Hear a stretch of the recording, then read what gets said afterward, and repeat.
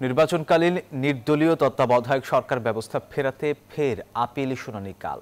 এর আগে সকালে প্রধান বিচারপতি সৈয়দ রিফাত আহমেদের নেতৃত্বাধীন আপিল বিভাগের পূর্ণাঙ্গ বেঞ্চে ঘণ্টাব্যাপী শুনানি করে বিএনপি।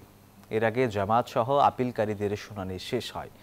দুপুরে শুনানি করেন রাষ্ট্রপক্ষ। এদিন বিএনপির আইনজীবী ব্যারিস্টার রুহুল কুদ্দুস কাজল বলেন, তত্ত্বাবধায়ক সরকার ব্যবস্থা বাতিলের রায় ছিল জাতির সাথে প্রতারণার শামিল।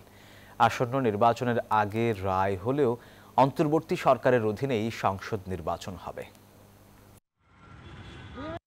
নন পার্টি কেয়ারটেকার গভর্নমেন্ট, নির্দলীয় তত্ত্বাবধায়ক সরকার ব্যবস্থা হচ্ছে আমাদের সংবিধানের মৌলিক কাঠামো, গণতন্ত্রকে সমুন্নত করার জন্য। অতএব এই মৌলিক কাঠামো সংবিধানে সন্নিবেশিত ছিল। সুতরাং বিচারপতি এবিএম খায়রুল হক মৌলিক কাঠামোর পরিপন্থী বলে এই অজুহাতে যে এই সংশোধনীকে বাতিল করেছেন, সেটি আপনারা পুনর্বিবেচনা করে নির্দলীয় তত্ত্বাবধায়ক সরকার ব্যবস্থা সংবিধানে ফিরিয়ে আনুন।